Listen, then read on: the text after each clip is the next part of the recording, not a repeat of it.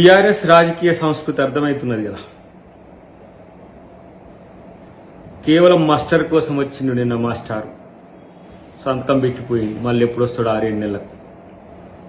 ఇక ఆయన 100 మాగదులు మాట్లాడుతున్నారు. జగదీష్ ఏం మాట్లాడుతుండో చూస్తున్నారు కదా మీరు. 1 సంవత్సరంలోనే నల్గొండ జిల్లా ఎండిపోయిందట. మరి ఎస్ఎల్బీసీ 10 సంవత్సరాల పాటు కంప్లీట్ చేయకుండా ఎక్కడ మీరు ఏం చేసిండ్రు?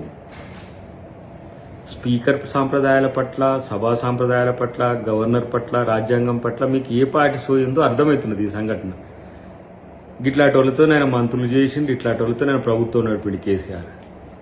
కాబట్టి ఇలాంటి ఒక ఏమంటాము అజ్ఞానపూరితమైన నాయకత్వం వల్ల బీఆర్ఎస్ ఈరోజు పాతాళంలోకి పోయింది.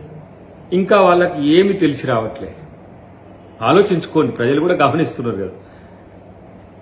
ఇలా వీళ్ళ జాగీర్ అన్నట్టు తెలంగాణ అంటే వీళ్ళ సొత్తు అన్నట్టు మీరు ఎట్లా ప్రవర్తించిండ్రు.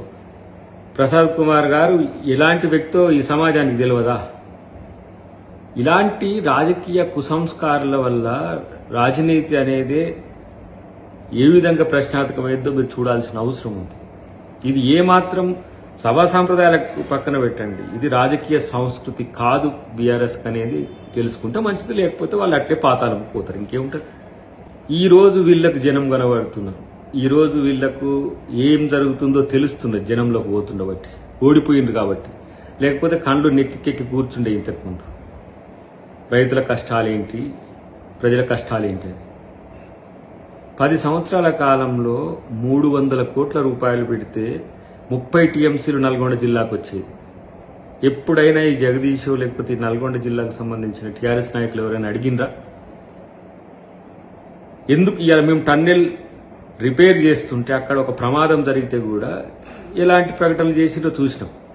కాబట్టి ప్రభుత్వం ఇలాంటి పనికిరాని సంస్కృతి లేని, సాంప్రదాయాల పట్ల నిబద్ధత లేని వ్యక్తుల యొక్క అంశాలను పట్టించుకోదు. ప్రజలే లక్ష్యంగా ఉంటుంది.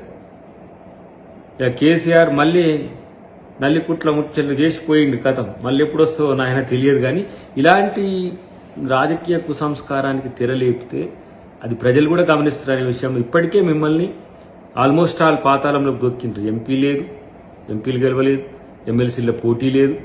మళ్ళీ రాజకీయాల కోసం సభలు ప్రజల కోసం పెట్టినాం, మీ రాజకీయాల కోసం కాదు. ప్రజా సమస్యలు చర్చించే విషయంలో ఎట్టి పరిస్థితుల్లో వెనకడిగేది. కానీ ఇలాంటి డ్రామాలు ఎందుకు ప్లే చేస్తున్నారు, ఏడుపులు ఎందుకు ప్లే చేస్తున్నారు? ఆస్కార్ లెవెల్లో అవార్డు నటించేటట్టుగా మీరు ఇలాంటి డ్రామాలు ప్లే చేయకండి. ప్రజలు మిమ్మల్ని నమ్మరు.